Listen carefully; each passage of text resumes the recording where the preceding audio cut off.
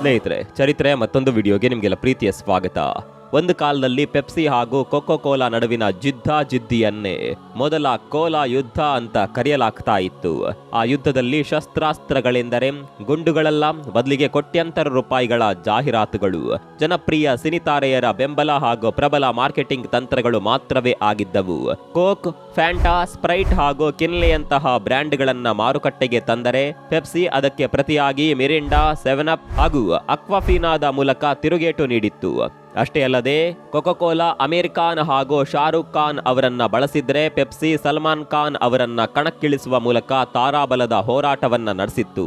ಈ ತೀವ್ರ ಸ್ಪರ್ಧೆಗಳೇ ಮೊದಲ ಕೋಲಾ ಯುದ್ಧದ ಮುಖ್ಯಾಂಶಗಳಾಗಿದ್ದವು. ಆದರೆ ಈಗ ಆರಂಭವಾಗ್ತಾ ಇರುವ ಕೋಲಾ ಯುದ್ಧ 2.0 ಇದು ಇನ್ನಷ್ಟು ತೀವ್ರ, ಸಂಕೀರ್ಣ ಹಾಗೂ ರೋಚಕವಾಗುವ ಎಲ್ಲ ಲಕ್ಷಣಗಳಿವೆ. ಯಾಕಂದ್ರೆ ಈ ಬಾರಿ ಕಣಕ್ಕಿಳಿಯುತ್ತಿರುವವರು ಕೇವಲ 2 ವಿದೇಶಿ ಕಂಪನಿಗಳಲ್ಲ, ಬದಲಿಗೆ ಹೊಸ ಪೈಪೋಟಿದಾರರು, ಹೊಸ ಬ್ರ್ಯಾಂಡ್ಗಳು ಹಾಗೂ ಹೊಸ ಆರ್ಥಿಕ ತಂತ್ರಗಳು ಮೈದಾನಕ್ಕಿಳಿಯುತ್ತಿವೆ. ಸ್ನೇಹಿತರೆ, ಒಬ್ಬ ವ್ಯಕ್ತಿಯ ಪ್ರವೇಶದಿಂದ ಇಡೀ ಉದ್ಯಮದ ಸಮೀಕರಣಗಳೇ ಬದಲಾಗೋದುಂಟು. ಅವರ ಆಗಮನ ಎಂದರೆ ಕೇವಲ ಸ್ಪರ್ಧೆಯಲ್ಲ, ಹಳೆಯ ನಿಯಮಗಳ ಪತನ ಹಾಗೂ ಹೊಸ ಯುಗದ ಆರಂಭ. ಅಂತಹ ಪ್ರಭಾವಿ ವ್ಯಕ್ತಿ, ಬಲವಾದ ನಿರ್ಧಾರ ಹಾಗೂ ದೂರದೃಷ್ಟಿ ಹೊಂದಿರುವವರೇ ಮೋಟಾಭಾಯ್ ಅಂದ್ರೆ ಮುಕೇಶ್ ಅಂಬಾನಿ. ಇವರು ಯಾವ ಉದ್ಯಮಕ್ಕೆ ಕಾಲಿಟ್ಟರೂ ಅಲ್ಲಿನ ನಿಯಮಗಳನ್ನ ಬದಲಾಯಿಸಿ ಮಾರುಕಟ್ಟೆಯ ಡೈನಾಮಿಕ್ಸ್ ಸಂಪೂರ್ಣವಾಗಿ ಹೊಸ ಸ್ವರೂಪ ಪಡೆಯುವಂತೆ ಮಾಡ್ತಾರೆ. ಇಡೀ ವಲಯದ ಕಂಪನಿಗಳಲ್ಲಿ ನಂಬರ್ 1 ಸ್ಥಾನವು ಅವರದ್ದೇ ಆಗಿರುತ್ತೆ. ಈಗ ಹೊಸ ಪೈಪೋಟಿದಾರರು, ಹೊಸ ಬ್ರ್ಯಾಂಡ್ಗಳು ಹಾಗೂ ಹೊಸ ತಂತ್ರಗಳು ಮೈದಾನಕ್ಕಿಳಿದು ದೊಡ್ಡ ಸಂಚಲನ ಸೃಷ್ಟಿಸಲು ಸಜ್ಜಾಗಿರುವ ಈ ಕೋಲಾ ಮಾರುಕಟ್ಟೆಯಲ್ಲಿ ಇಡೀ ಉದ್ಯಮವನ್ನೇ ಬದಲಿಸಬಲ್ಲ ಸಾಮರ್ಥ್ಯ ಹೊಂದಿರುವ ಮೋಟಾಬಾಯಿ ಅವರ ಪ್ರವೇಶವು ಈ ಬಾರಿಯೂ ಅದೇ ಇತಿಹಾಸ ಮರುಕಳಿಸುತ್ತದೆಯೇ ಅನ್ನುವ ಅತ್ಯಂತ ಸಹಜವಾದ ಪ್ರಶ್ನೆಯನ್ನ ಮೂಡಿಸ್ತಾ ಇದೆ. ಹಾಗಾದರೆ ಈ ಕ್ಷೇತ್ರದಲ್ಲಿ ಯಾವ ಹೊಸ ಅವಕಾಶಗಳು ತೆರೆದುಕೊಳ್ಳಲಿವೆ, ಯಾವೆಲ್ಲ ಸವಾಲುಗಳು ಎದುರಾಗಬಹುದು? ಅಂತಿಮವಾಗಿ ಈ ಮಹತ್ತರ ಬದಲಾವಣೆಯು ಗ್ರಾಹಕರಿಗೆ ಹಾಗೂ ವ್ಯಾಪಾರಿಗಳಿಗೆ ಲಾಭವನ್ನ ತರುತ್ತದೆಯೇ ಅಥವಾ ನಷ್ಟವನ್ನ ಉಂಟು ಮಾಡುತ್ತದೆಯೇ? ಈ ಎಲ್ಲ ಪ್ರಶ್ನೆಗಳಿಗೆ ಉತ್ತರವನ್ನ ತಿಳಿದುಕೊಳ್ಳೋಣ.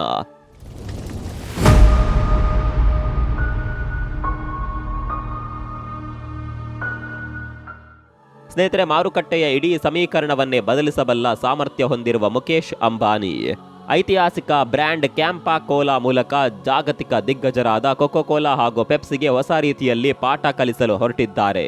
ಈ ಯುದ್ಧದಲ್ಲಿ ಅವರು ಅನುಸರಿಸುತ್ತಿರುವ ಪ್ರಬಲ ಅಸ್ತ್ರಗಳಾದ ಬೆಲೆ ನಿಗದಿ ತಂತ್ರಗಳು, ಮಾರ್ಕೆಟಿಂಗ್ ಚತುರತೆ ಹಾಗೂ ವಿತರಣಾ ಜಾಲವನ್ನ ಬಲಪಡಿಸುತ್ತಿರುವ ವಿಧಾನಗಳು ಎಲ್ಲವೂ ಕೋಲಾ ಯುದ್ಧ 2.0 ಭವಿಷ್ಯವನ್ನ ನಿರ್ಧರಿಸಲಿವೆ.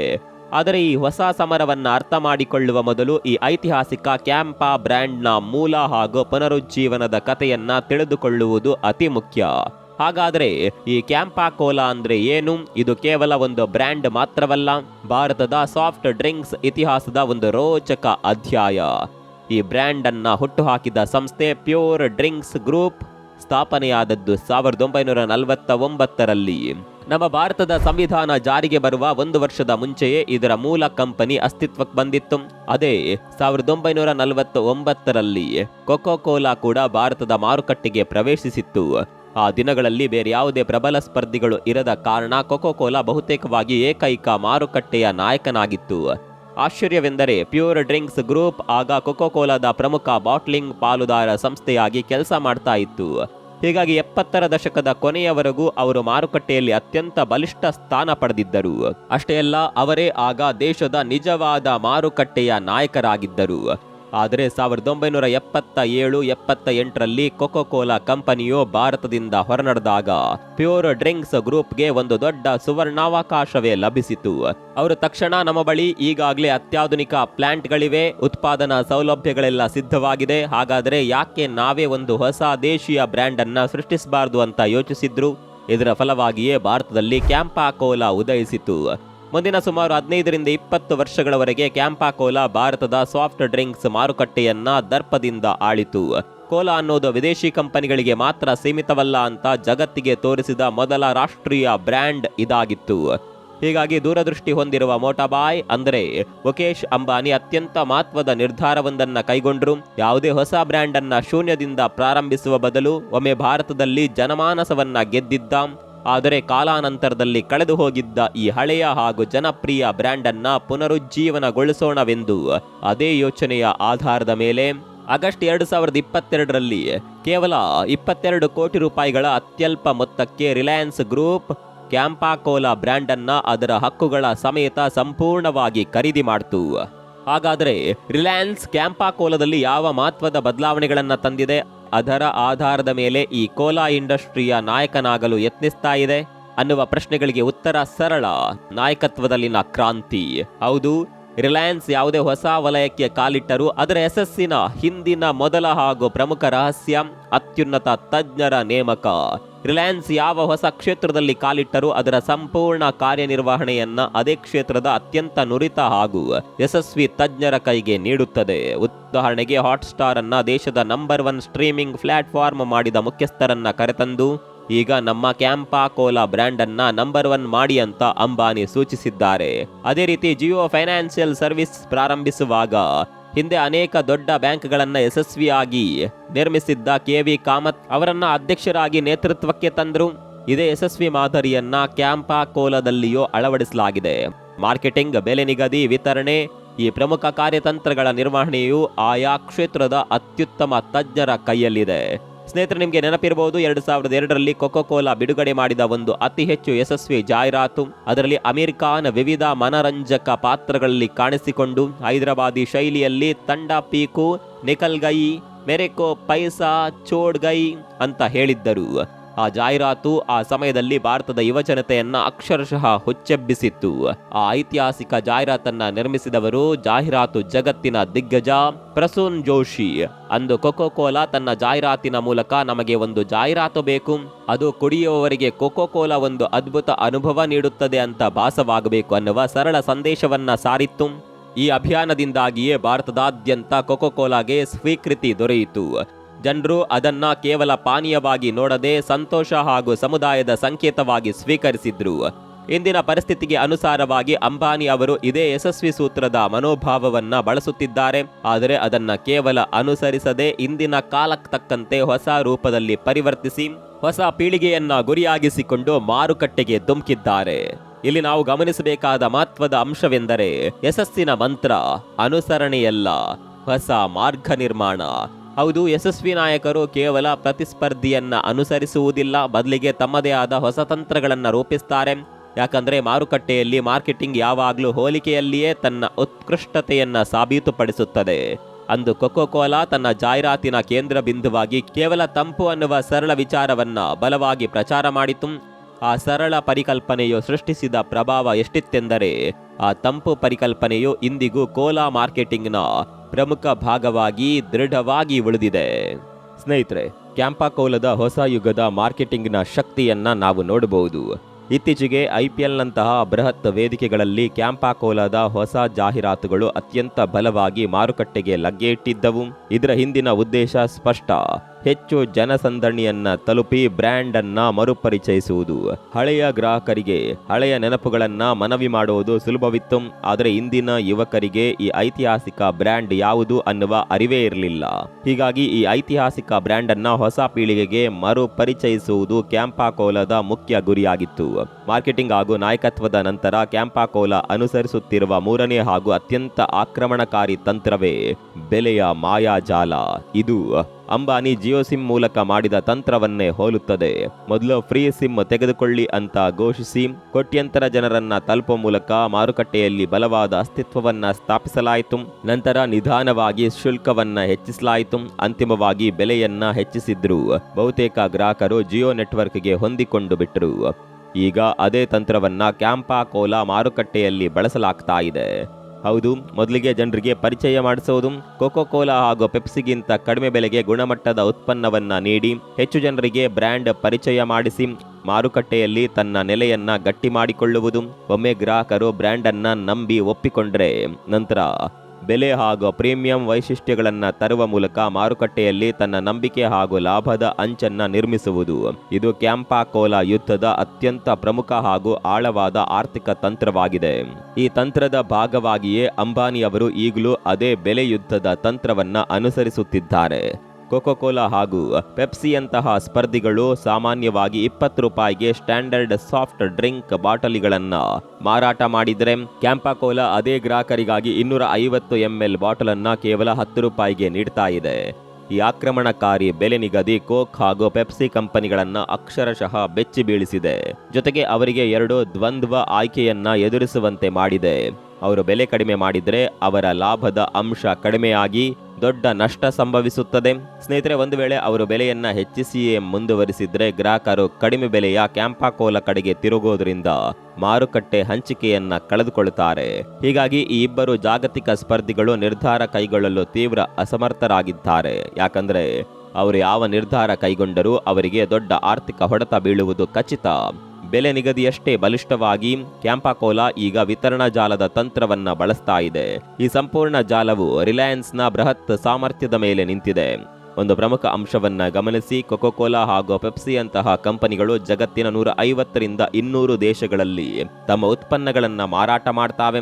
ಹಾಗಿದ್ದರೂ ಕೇವಲ ಬಾಟಲ್ ವ್ಯಾಲ್ಯೂಮ್ ದೃಷ್ಟಿಯಿಂದ ಭಾರತವು ವಿಶ್ವದ 5ನೇ ದೊಡ್ಡ ಮಾರುಕಟ್ಟೆಯಾಗಿದೆ. ಇದರರ್ಥ ಇಂತಹ ಮಹತ್ವದ ಭಾರತೀಯ ಮಾರುಕಟ್ಟೆಯನ್ನ ಕಳೆದುಕೊಳ್ಳುವುದು ಅವರಿಗೆ ದೊಡ್ಡ ನಷ್ಟವಾಗುತ್ತದೆ. ಸ್ನೇಹಿತರೆ, ಭಾರತದಲ್ಲಿ ಕೋಕೋ ಕೋಲಾ ಕಂಪನಿಯು ತನ್ನ ಬೃಹತ್ ಪೋರ್ಟ್ಫೋಲಿಯೋವನ್ನ ಹೊಂದಿದೆ. Coca Cola, Thums Up, Sprite, Fanta, Maaza ಹಾಗೂ ಕಿನ್ಲೆ. ಕ್ಯಾಂಪಾ ಕೋಲಾ ಈಗ ಈ ಎಲ್ಲಾ ವಿಭಾಗಗಳಲ್ಲಿ ನೇರವಾಗಿ ಹಾಗೂ ಆಕ್ರಮಣಕಾರಿ ಅಗ್ಗದ ಬೆಲೆಯಲ್ಲಿ ಪ್ರತಿಸ್ಪರ್ಧಿಸಲು ಸಜ್ಜಾಗಿದೆ. ಅದರ ಮುಖ್ಯ ಗುರಿ ಥಮ್ಸ್ ಅಪ್ ಹಾಗೂ ಕೋಲಾ ವಿಭಾಗವಾಗಿದೆ. ಹೀಗಾಗಿ ಕ್ಯಾಂಪಾ ಕೋಲಾ ತನ್ನ ಬೆಲೆ ಹಾಗೂ ವಿತರಣಾ ತಂತ್ರಗಳನ್ನ ಸಂಪೂರ್ಣವಾಗಿ ಬಳಸಿ ಪೆಪ್ಸಿ, ಕೋಕ್ನ ಮಾರುಕಟ್ಟೆ ನೆಲೆಯನ್ನ ಅಲುಗಾಡಿಸಲು ಯತ್ನಿಸ್ತಾ ಇದೆ. ವಿತರಣೆಯಲ್ಲಿರುವ ರಿಲಯನ್ಸ್ನ ಶಕ್ತಿ ಅಂದ್ರೆ ಪ್ರತಿ ಸಣ್ಣ ರಿಟೇಲ್ ಶಾಪ್ಗೂ ಉತ್ಪನ್ನಗಳನ್ನ ಸುಲಭವಾಗಿ ತಲುಪಿಸುವ ಸಾಮರ್ಥ್ಯ ಈ ಕೋಲಾ ಯುದ್ಧ 2.0 ನಲ್ಲಿ ಸಂಪೂರ್ಣವಾಗಿ ನಿರ್ಣಾಯಕ ಪಾತ್ರ ವಹಿಸಲಿದೆ. ಸ್ನೇಹಿತರೆ, 2023ರ ವಾರ್ಷಿಕ ಅಂಕಿಅಂಶಗಳ ಪ್ರಕಾರ ಕೋಲಾ ಯುದ್ಧದ 2 ಪ್ರಬಲ ಆಟಗಾರರಾದ ಕೋಕೋ ಕೋಲಾ ಹಾಗೂ ಪೆಪ್ಸಿ ಆರ್ಥಿಕ ಶಕ್ತಿಯಲ್ಲಿ ಗಮನಾರ್ಹ ವ್ಯತ್ಯಾಸಗಳನ್ನ ಹೊಂದಿವೆ. ಕೋಕೋ ಕೋಲಾ ನೇರ ಉತ್ಪಾದನೆಯ ಆದಾಯ 4,500 ಕೋಟಿ ರೂಪಾಯಿ ಹಾಗೂ ಬಾಟಲ್ಗಳ ಆದಾಯ ಸೇರಿ ಒಟ್ಟು 12,500 ಕೋಟಿ ರೂಪಾಯಿ ಆದಾಯ ಗಳಿಸಿದ್ದು 722 ಕೋಟಿ ರೂಪಾಯಿ ನಿವ್ವಳ ಲಾಭವನ್ನ ಪಡೆದಿದೆ. ಹಾಗೂ ಇದರ ಕಾರ್ಯಕ್ಷೇತ್ರವು ಪ್ರಧಾನವಾಗಿ ಪಾನೀಯಗಳ ಮೇಲೆ ಕೇಂದ್ರೀಕೃತವಾಗಿದೆ. ಮತ್ತೊಂದೆಡೆ ಪೆಪ್ಸಿಕೋ 8,000 ಕೋಟಿ ರೂಪಾಯಿ ಒಟ್ಟು ಆದಾಯದಲ್ಲಿ 255 ಕೋಟಿ ನಿವ್ವಳ ಲಾಭ ಗಳಿಸಿದ್ದು ಇದು ಕೋಕೋ ಕೋಲಾಕ್ಕಿಂತ ಕಡಿಮೆ ಲಾಭವಾದರೂ ಪೆಪ್ಸಿಕೋನ ಕಾರ್ಯಕ್ಷೇತ್ರವು ವೈವಿಧ್ಯಮಯವಾಗಿದ್ದು ಪಾನೀಯಗಳ ಜೊತೆಗೆ ಕುರ್ಕುರೆ, ಡೋರಿಟೋಸ್ನಂತಹ ಆಹಾರ ಸ್ನ್ಯಾಕ್ಸ್ ಉತ್ಪನ್ನಗಳನ್ನು ದೊಡ್ಡ ಪ್ರಮಾಣದಲ್ಲಿ ಒಳಗೊಂಡಿರೋದ್ರಿಂದ ಅದರ ಮಾರುಕಟ್ಟೆ ವ್ಯಾಪ್ತಿ ಕೋಕೋ ಕೋಲಾಕ್ಕಿಂತ ಹೆಚ್ಚು ವಿಸ್ತಾರವಾಗಿದೆ. ರಿಲಯನ್ಸ್ನ ಕ್ಯಾಂಪಾ ಕೋಲಾ ಸ್ಟ್ರಾಟಜಿಗಳು ಆಕ್ರಮಣಕಾರಿಯಾಗಿವೆ ನಿಜ, ಆದರೆ ಅಂಬಾನಿ ಅವರು ಎದುರಿಸಬೇಕಾದ ನೆಲಮಟ್ಟದ ವಾಸ್ತವಿಕ ಸವಾಲುಗಳು ಬಹಳ ದೊಡ್ಡವು. ಕೋಲಾ ಮಾರುಕಟ್ಟೆಯಲ್ಲಿನ ಒಂದು ನಿರ್ಣಾಯಕ ಅಂಶವೆಂದರೆ ಕೇವಲ ಸ್ಟಾಕ್ ಇನ್ವೆಂಟರಿ ಮಾತ್ರವಲ್ಲ, ಗ್ರಾಹಕರ ಅನುಭವ. ಒಬ್ಬ ಪೆಪ್ಸಿ ಅಥವಾ ಕೋಕ್ ಗ್ರಾಹಕನನ್ನ ಕ್ಯಾಂಪಾ ಕೋಲಾ ಕಡೆಗೆ ಆಕರ್ಷಿಸಬೇಕೆಂದರೆ ಪಾನೀಯವು ತಣ್ಣಗಾಗಿರಲೇಬೇಕು. ಇದಕ್ಕಾಗಿ ಫ್ರಿಡ್ಜ್ಗಳ ಲಭ್ಯತೆ ಅತ್ಯಗತ್ಯ. ಆದರೆ ಈ ಫ್ರಿಡ್ಜ್ಗಳು ಕೆಲಸ ಮಾಡಲು ನಿರಂತರವಾದ ವಿದ್ಯುತ್ ಪೂರೈಕೆ ಬೇಕಾಗುತ್ತೆ. ಭಾರತದಲ್ಲಿ, ಅದರಲ್ಲೂ ವಿಶೇಷವಾಗಿ ಚಿಕ್ಕ ಗ್ರಾಮಗಳಲ್ಲಿ ನಿರಂತರ ವಿದ್ಯುತ್ ಪೂರೈಕೆಯು ಇಂದಿಗೂ ಒಂದು ಪ್ರಮುಖ ಸಮಸ್ಯೆಯಾಗಿಯೇ ಉಳಿದಿದೆ.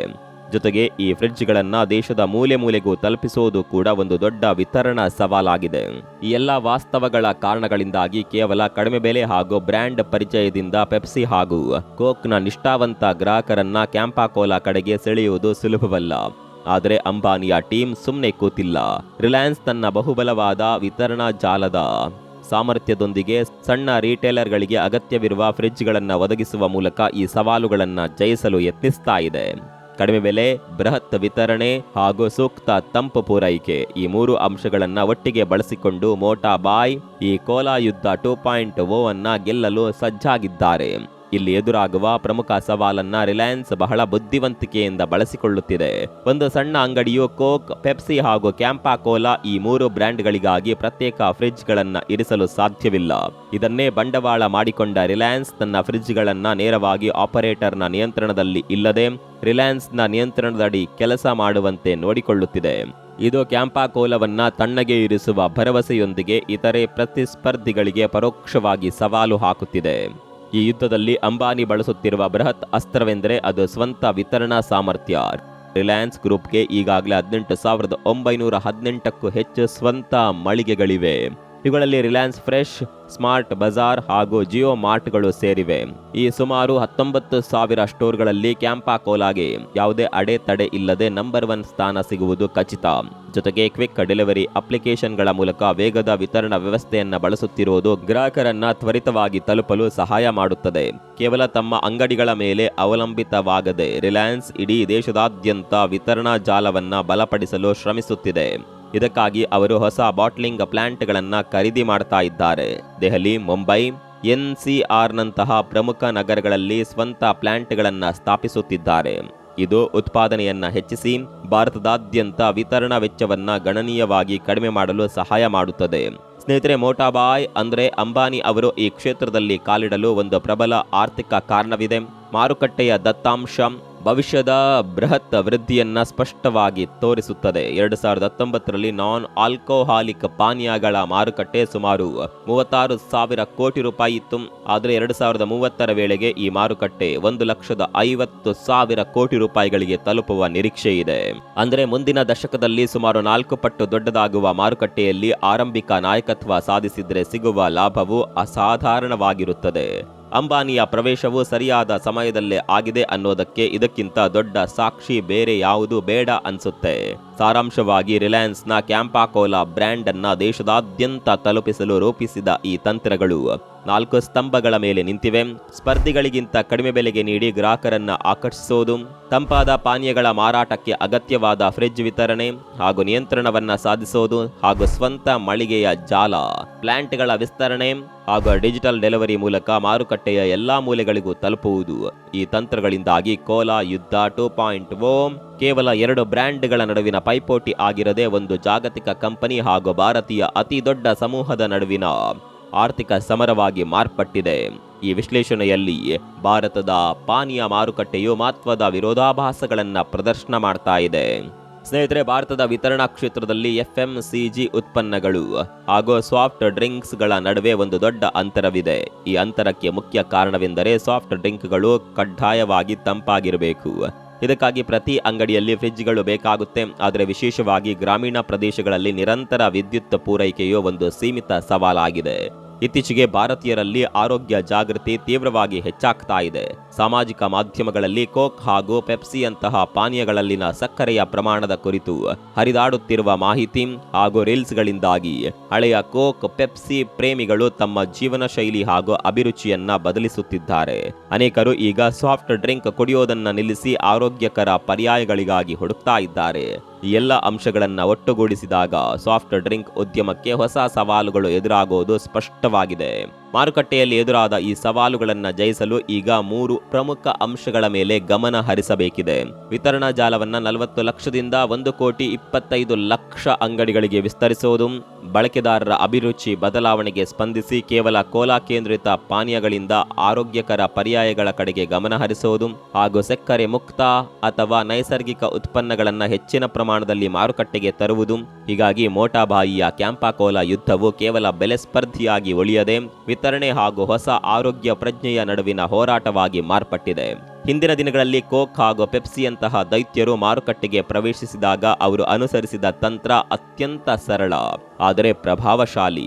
ಅದು ಕೂಲ್ ಲುಕ್ ಹಾಗೂ ಲೈಫ್ ಸ್ಟೈಲ್ ಮಾರ್ಕೆಟಿಂಗ್. ಯಾವುದೇ ಸಿನಿಮಾ ಹೀರೋ ಅಥವಾ ಜನಪ್ರಿಯ ವ್ಯಕ್ತಿ ಬಾಟಲನ್ನ ಕೈಯಲ್ಲಿ ಹಿಡಿದು ಕುಡಿಯುವ ದೃಶ್ಯವನ್ನ ನೋಡಿದಾಗ ಸಾಮಾನ್ಯ ಜನರಿಗೆ ನಾನು ಇದನ್ನೇ ಕುಡಿಯುತ್ತೇನೆ, ನಾನು ಕೂಡ ಕೂಲ್ ಆಗಿದ್ದೇನೆ ಅನ್ನುವ ಸಂದೇಶ ಸ್ಪಷ್ಟವಾಗಿ ತಲುಪುತ್ತಿತ್ತು. ಇದರಿಂದ ಬ್ರ್ಯಾಂಡ್ನ ಮೌಲ್ಯವು ಕೇವಲ ಪಾನೀಯವಾಗಿ ಉಳಿಯದೆ ಬ್ರ್ಯಾಂಡ್ ಕೂಲ್ ಲೈಫ್ ಸ್ಟೈಲ್ ಎಂಬ ಮನೋಭಾವ ಗ್ರಾಹಕರಲ್ಲಿ ಬೇರೂರಿತು. ಸ್ನೇಹಿತರೆ, ಇತ್ತೀಚೆಗೆ ನಾನ್ ಆಲ್ಕೋಹಾಲಿಕ್ ಪಾನೀಯಗಳ ಮಾರುಕಟ್ಟೆಯಲ್ಲಿ ದೊಡ್ಡ ಬೂಮ್ ಸೃಷ್ಟಿಸುತ್ತಿರುವ ಉತ್ಪನ್ನಗಳನ್ನು ಗಮನಿಸಿದ್ರೆ ಜನರ ಅಭಿರುಚಿ ಬದಲಾಗ್ತಾ ಇರುವುದು ಸ್ಪಷ್ಟ. ಕಾಫಿ ಬ್ರ್ಯಾಂಡ್ಗಳ ಬಳಕೆ ವಿಶೇಷವಾಗಿ ಯುವ ವೃತ್ತಿಪರರಲ್ಲಿ ಗಣನೀಯವಾಗಿ ಏರುತ್ತಿದ್ದರೆ, ಕೆಲಸದ ಒತ್ತಡ ಹಾಗೂ ಆಧುನಿಕ ಜೀವನ ಶೈಲಿಯಿಂದಾಗಿ ಎನರ್ಜಿ ಡ್ರಿಂಕ್ಗಳ ಬೇಡಿಕೆ ಹೆಚ್ಚಾಗ್ತಾ ಇದೆ. ಜೊತೆಗೆ ಆರೋಗ್ಯ ಹಾಗೂ ಸುರಕ್ಷತೆಯ ಕಳಕಳಿಯಿಂದಾಗಿ ಶುದ್ಧೀಕರಿಸಿದ ನೀರಿನ ಮಾರಾಟವು ಗಗನಕ್ಕೇರಿದೆ. ಈ ಉತ್ಪನ್ನಗಳ ಮಾರಾಟ ಭವಿಷ್ಯದಲ್ಲಿ ಇನ್ನೂ ದೊಡ್ಡ ಪ್ರಮಾಣದಲ್ಲಿ ಹೆಚ್ಚಾಗುವ ನಿರೀಕ್ಷೆ ಇದೆ. ಇಂತಹ ಪರಿಸ್ಥಿತಿಯಲ್ಲಿ ಸಾಂಪ್ರದಾಯಿಕ ಸಾಫ್ಟ್ ಡ್ರಿಂಕ್ ಮಾರುಕಟ್ಟೆಯಲ್ಲಿನ ಸ್ಪರ್ಧೆ ಎಷ್ಟು ತೀವ್ರವಾಗಿದೆ ಅಂದರೆ, ಕೋಕ್ ಹಾಗೂ ಪೆಪ್ಸಿ ಕಂಪನಿಗಳು ಪ್ರತಿ ವರ್ಷ ಸುಮಾರು 20,000 ಕೋಟಿ ರೂಪಾಯಿಗಳನ್ನ ಕೇವಲ ಮಾರ್ಕೆಟಿಂಗ್ ಹಾಗೂ ಜಾಹೀರಾತುಗಳಿಗಾಗಿ ಖರ್ಚು ಮಾಡುತ್ತವೆ. ಈ ಬೃಹತ್ ಪ್ರಚಾರದ ಯುದ್ಧವು ಗ್ರಾಹಕರ ಖರೀದಿಯ ನಿರ್ಧಾರಗಳ ಮೇಲೆ ಅತಿಯಾಗಿ ಪ್ರಭಾವ ಬೀರಿದೆ. ಹೀಗಾಗಿ ಈ ಕೋಲಾ ಯುದ್ಧದಲ್ಲಿ ಅಂತಿಮವಾಗಿ ಗ್ರಾಹಕರಿಗೆ ನಿಜವಾದ ಲಾಭ ಅಥವಾ ನಷ್ಟ ಏನು ಅನ್ನೋದು ಇಲ್ಲಿನ ಮಹತ್ವದ ಪ್ರಶ್ನೆಯಾಗಿದೆ. ಪ್ರಸ್ತುತ ನಡೆಯುತ್ತಿರುವ ಕೊಕೊ ಕೋಲಾ, ಪೆಪ್ಸಿ ಹಾಗೂ ಕ್ಯಾಂಪಾ ಕೋಲಾ ನಡುವಿನ ಈ ತೀವ್ರ ಮಾರುಕಟ್ಟೆ ಸಮರವನ್ನ ನಾವು ಸೂಕ್ಷ್ಮವಾಗಿ ವಿಶ್ಲೇಷಿಸಬೇಕು. ಅಂಬಾನಿಯವರು ಬೆಲೆ ಯುದ್ಧವನ್ನ ಪ್ರಾರಂಭಿಸುವುದರಿಂದ ಅಲ್ಪಾವಧಿಗೆ ಗ್ರಾಹಕರಿಗೆ ದೊಡ್ಡ ಲಾಭ ದೊರೆಯುತ್ತದೆ. ಆರಂಭದಲ್ಲಿ 20 ರೂಪಾಯಿ ಇದ್ದ 250 ml ಬಾಟಲ್ ಕ್ಯಾಂಪಾ ಕೋಲಾ ಪ್ರವೇಶಿಸಿದಾಗ ಕೇವಲ 10 ರೂಪಾಯಿಗೆ ಸಿಗುತ್ತಿದ್ದು, ಇದು ತಕ್ಷಣದ ಕಿರುಲಾಭ ತರುತ್ತದೆ. ಆದರೆ ದೀರ್ಘಾವಧಿಯಲ್ಲಿ ಗ್ರಾಹಕರಿಗೆ ನಷ್ಟವಾಗುವ ಸಾಧ್ಯತೆ ಇದೆ. ಯಾಕಂದ್ರೆ ಸ್ಪರ್ಧೆಯಲ್ಲಿ ಒಂದು ಬ್ರ್ಯಾಂಡ್ ಮಾರುಕಟ್ಟೆಯನ್ನ ಆಕ್ರಮಿಸಿಕೊಂಡು ನಾಯಕನಾದ ಮೇಲೆ ಅದು ತನ್ನ ಬೆಲೆಯನ್ನ 25 ರೂಪಾಯಿ ಅಥವಾ 30 ರೂಪಾಯಿಗೆ ಏರಿಸಬಹುದು.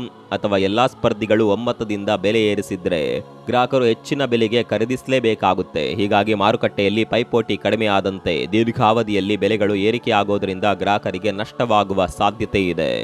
ಈ ಯುದ್ಧವು ಜಾಹೀರಾತು, ಸಿನಿಮಾ ತಾರೆಯರು ಹಾಗೂ IPL ನಂತಹ ವೇದಿಕೆಗಳ ಮೂಲಕ ಗ್ರಾಹಕರಿಗೆ ಸ್ಪಷ್ಟವಾಗಿ ಗೋಚರಿಸುತ್ತಿದೆ.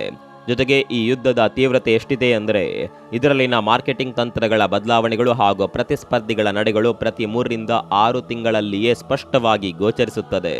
ಈ ಹೊಸ ಸ್ಪರ್ಧೆಯು ಗ್ರಾಹಕರಾದ ನಮಗೆ ಅಗ್ಗದ ಬೆಲೆಯ ಲಾಭ ತರಬಹುದು ನಿಜ. ಆದರೆ ದೀರ್ಘಾವಧಿಯಲ್ಲಿ ಮಾರುಕಟ್ಟೆ ನಾಯಕತ್ವ ಸ್ಥಾಪನೆಯಾದರೆ ಬೆಲೆ ಏರಿಕೆಯ ಅಪಾಯವೂ ಇದೆ ಅನ್ನೋದನ್ನ ಮಾತ್ರ ನೆನಪಿನಲ್ಲಿಡುವುದು ಉತ್ತಮ. ಈ ಕೋಲಾ ಯುದ್ಧದ ಅಂತಿಮ ಫಲಿತಾಂಶ ಏನೇ ಇರಲಿ, ಇದರ ಲಾಭ ನಷ್ಟಗಳೆರಡೂ ಗ್ರಾಹಕರಿಗೆ ತಟ್ಟಲಿವೆ. ಈ ಬಗ್ಗೆ ನಿಮ್ಮ ಅಭಿಪ್ರಾಯ ಏನು ಅನ್ನೋದನ್ನ ಕಾಮೆಂಟ್ ಮಾಡಿ. ಮತ್ತೊಂದು ವಿಡಿಯೋದಲ್ಲಿ ಸಿಗೋಣ. ಅಲ್ಲಿವರೆಗೂ ನಮಸ್ಕಾರ.